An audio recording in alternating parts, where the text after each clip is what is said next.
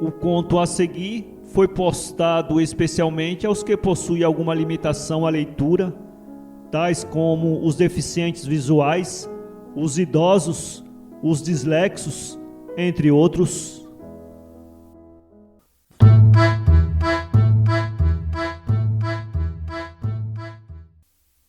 Este livro foi gravado nos estúdios da Fundação Dorina Noel para cegos.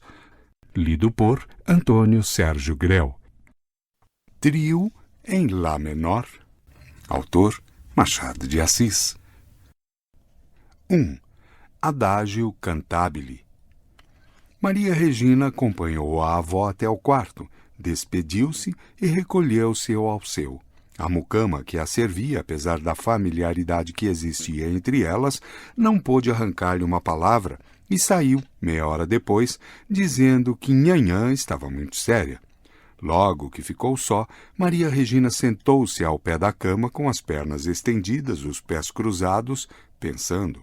A verdade pede que diga que esta moça pensava amorosamente em 2 homens ao mesmo tempo, um de 27 anos, Maciel, outro de 50, Miranda. Convenho que é abominável, mas não posso alterar a feição das coisas. Não posso negar que se os 2 homens estão namorados dela, ela não o está menos de ambos. Uma esquisita, em suma, ou, para falar como suas amigas de colégio, uma desmiolada. Ninguém lhe nega coração excelente e claro espírito, mas a imaginação é que é o mal, uma imaginação adusta e cobiçosa, insaciável principalmente, avessa à realidade, sobrepondo às coisas da vida outras de si mesma, daí curiosidades irremediáveis. A visita dos 2 homens, que a namoravam de pouco, durou cerca de 1 hora. Maria Regina conversou alegremente com eles e tocou ao piano uma peça clássica, uma sonata, que fez a avó cochilar um pouco. No fim, discutiram música. Miranda disse coisas pertinentes acerca da música moderna e antiga. A avó tinha a religião de Bellini e da Norma. Nota. Vincenzo Bellini foi o compositor mais popular da década de 1850 e Norma, 1831, sua ópera mais conhecida. Fim de nota. E falou das toadas do seu tempo, agradáveis, saudosas e principalmente claras. A neta ia com as opiniões do Miranda. Maciel concordou polidamente com todos. Ao pé da cama, Maria Regina reconstruía agora tudo isso. A visita, a conversação, a música, o debate, os modos de ser de um e de outro, as palavras do Miranda e os belos olhos do Maciel. Eram 11 horas, a única luz do quarto era a lamparina. Tudo convidava ao sonho e ao devaneio. Maria Regina, à força de recompor a noite, viu ali 2 homens ao pé dela. Ouviu-os e conversou com eles durante uma porção de minutos, 30 ou 40, ao som da mesma sonata tocada por ela, Lá, lá, lá. 2. Allegro, ma non troppo. No dia seguinte, a avó e a neta foram visitar uma amiga na Tijuca. Na volta, a carruagem derribou um menino que atravessava a rua, correndo.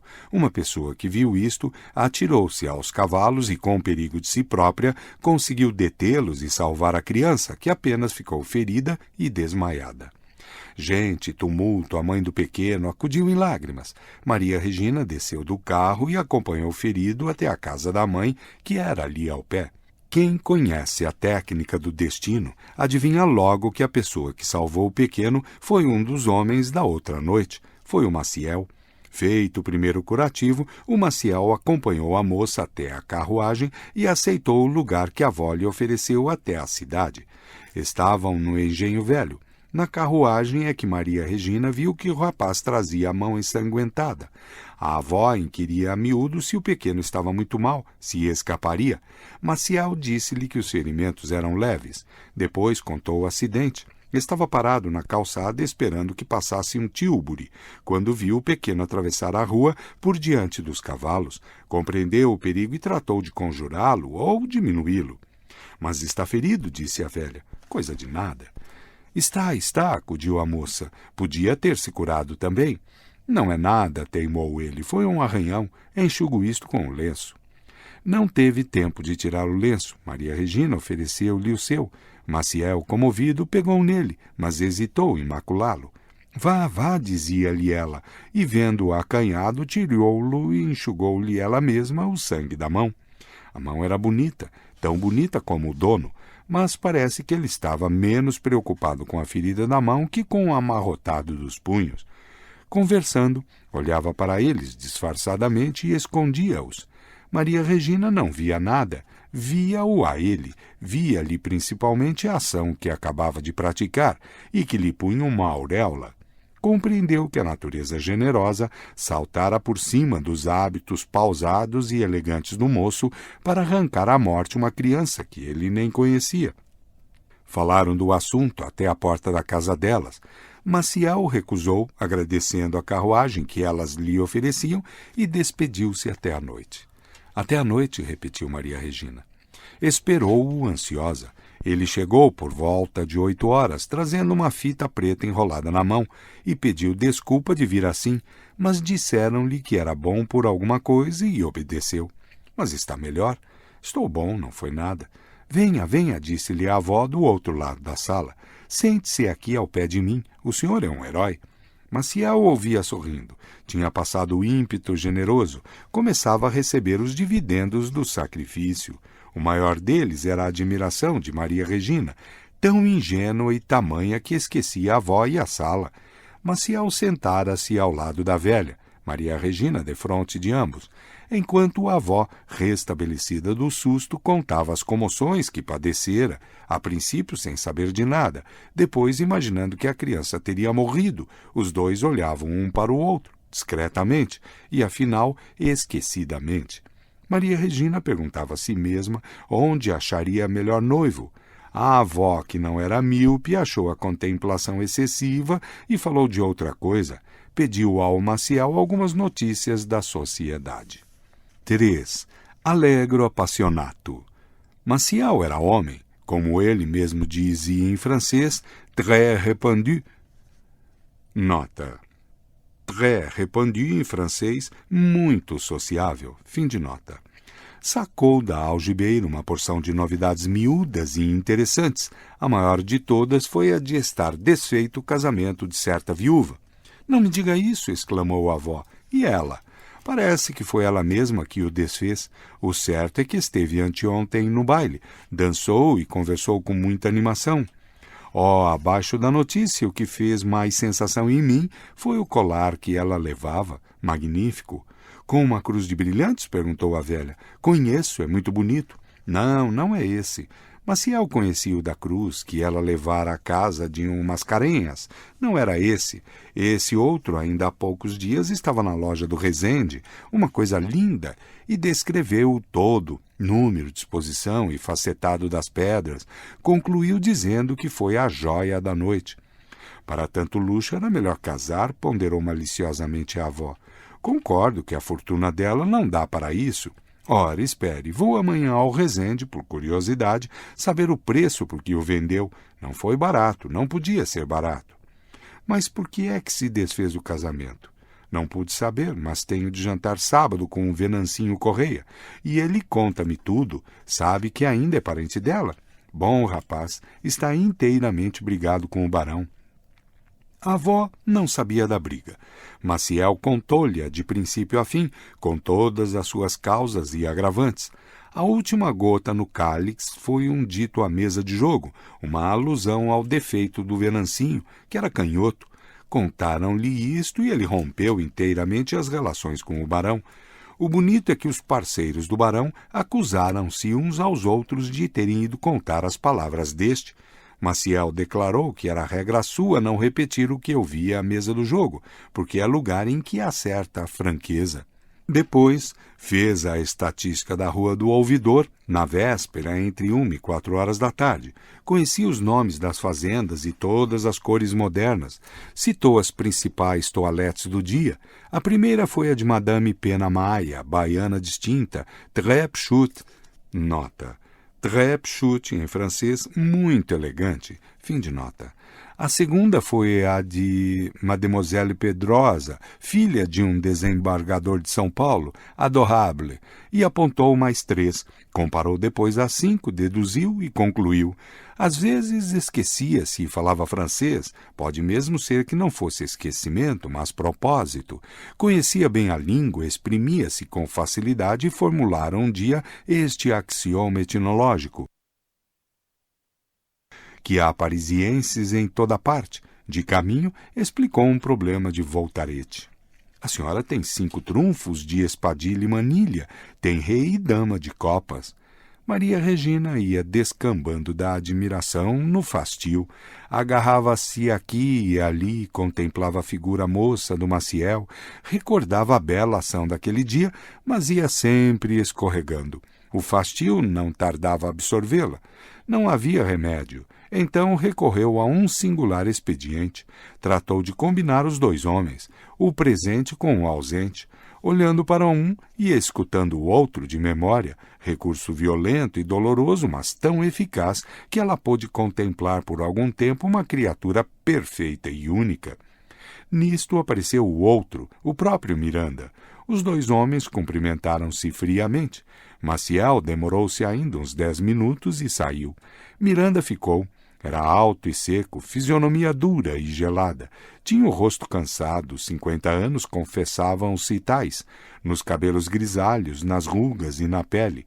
Só os olhos continham alguma coisa menos caduca. Eram pequenos e escondiam-se por baixo da vasta arcada do sobrolho, mas lá, ao fundo, quando não estavam pensativos, centelhavam de mocidade.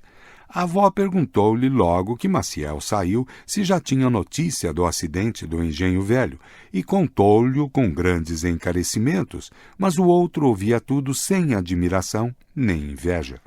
Não acha sublime? Perguntou ela no fim.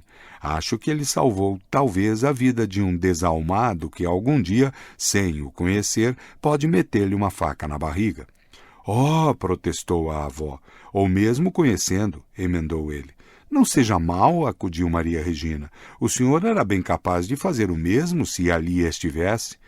Miranda sorriu de um modo sardônico. O riso acentuou-lhe a dureza da fisionomia.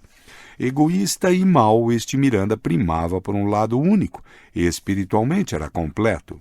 Maria Regina achava nele o tradutor maravilhoso e fiel de uma porção de ideias que lutavam dentro dela.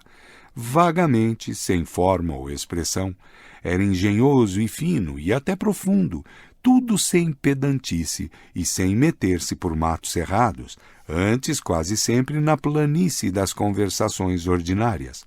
Tão certo é que as coisas valem pelas ideias que nos sugerem. Tinham ambos os mesmos gostos artísticos. Miranda estudara direito para obedecer ao pai. A sua vocação era a música. A avó, prevendo a sonata, aparelhou a alma para alguns cochilos. Demais não podia admitir tal homem no coração, achava-o aborrecido e antipático. Calou-se no fim de alguns minutos. A sonata veio no meio de uma conversação que Maria Regina achou deleitosa, e não veio senão porque ele lhe pediu que tocasse. Ele ficaria de bom grado ao ouvi-la. Vovó, disse ela, agora há de ter paciência. Miranda aproximou-se do piano. Ao pé das arandelas, a cabeça dele mostrava toda a fadiga dos anos, ao passo que a expressão da fisionomia era muito mais de pedra e fel. Maria Regina notou a graduação e tocava sem olhar para ele. Difícil coisa, porque se ele falava, as palavras entravam-lhe tanto pela alma que a moça insensivelmente levantava os olhos e dava logo com um velho ruim. Então é que se lembrava do Maciel, dos seus anos em flor, da fisionomia franca, meiga e boa, e afinal da ação daquele dia.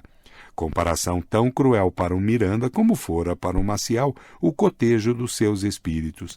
E a moça recorreu ao mesmo expediente, contemplou um pelo outro, escutava a este com o pensamento naquele, e a música ia ajudando a ficção, indecisa a princípio, mas logo viva e acabada. Assim Titânia, ouvindo namorada a cantiga do tecelão. Nota. Em Sonho de uma Noite de Verão, de Shakespeare, o rei das fadas, Oberon, prega uma peça em Titânia, sua esposa, com quem anda ressentido. Ele enfeitiça Bottom, um tecelão rude, e coloca uma cabeça de burro em cima de sua cabeça. Faz então com que a rainha se enamore da primeira pessoa que vê ao despertar, ou seja, o tecelão. Fim de nota. Admirava-lhe as belas formas, sem advertir que a cabeça era de burro. 4. Menueto. 10, 20, 30 dias passaram depois daquela noite, e ainda mais 20, e depois mais 30. Não há cronologia certa, melhor é ficar no vago. A situação era a mesma. Era a mesma insuficiência individual dos dois homens, e o mesmo complemento ideal por parte dela. Daí um terceiro homem, que ela não conhecia. Maciel e Miranda desconfiavam um do outro, detestavam-se a mais e mais, e padeciam muito. Miranda, principalmente, que era a paixão da última hora. Afinal, acabaram aborrecendo a moça. Esta viu-os ir pouco a pouco. A esperança ainda os fez relapsos, mas tudo morre, até a esperança, e eles saíram para nunca mais. As noites foram passando, passando. Maria Regina compreendeu que estava acabado. A noite em que se persuadiu bem disto foi uma das mais belas daquele ano. Clara, fresca, luminosa. Não havia lua, mas a nossa amiga aborrecia a lua. Não se sabe bem por quê. Ou porque brilha de empréstimo, ou porque toda a gente a admira. E pode ser que por ambas as razões. Era uma das suas esquisitices, agora outra. Tinha lido de manhã, em uma notícia de jornal, que há estrelas duplas que nos parecem um só astro. Em vez de ir dormir, encostou-se à janela do quarto, olhando para o céu, a ver se descobria alguma delas. Baldado esforço. Não a descobrindo no céu, procurou em si mesma, fechou os olhos para imaginar o fenômeno. Astronomia fácil e barata, mas não sem risco. O pior que ela tem é pôr os astros ao alcance da mão, por modo que, se a pessoa abre os olhos e eles continuam a fulgurar lá em cima, grande é o desconsolo e certa a blasfêmia. Foi o que sucedeu aqui. Maria Regina viu dentro de si a estrela dupla e única. Separadas, valiam bastante. Juntas, davam um astro esplêndido. E ela queria o astro esplêndido. Quando abriu os olhos e viu que o firmamento ficava tão alto, concluiu que a criação era um livro falho e incorreto e desesperou. No muro da chácara viu, então, uma coisa parecida com 2 olhos de gato. A princípio teve medo, mas advertiu logo que não era mais que a reprodução externa dos 2 astros que ela vira em si mesma e que tinham ficado impressos na retina. A retina desta moça fazia refletir cá fora todas as suas imaginações. Refrescando o vento, recolheu-se, fechou a janela e meteu-se na cama. Não dormiu logo por causa de 2 rodelas de opala que estavam incrustadas na parede. Percebendo que era ainda uma ilusão, fechou os olhos e dormiu. Sonhou que morria, que a alma dela, levada aos ares, voava na direção de uma bela estrela dupla. O astro desdobrou-se e ela voou para uma das 2 porções. Não achou ali a sensação primitiva e desempenhou-se para outra. Igual resultado, igual regresso, e ei-la andar de uma para outra das 2 estrelas separadas. Então uma voz surgiu do abismo com palavras que ela não entendeu. É a tua pena, alma curiosa de perfeição. A tua pena é oscilar por toda a eternidade entre 2 astros incompletos, ao som desta velha sonata do absoluto. Lá, lá, lá. Para ler este conto, acesse www.poeteiro.com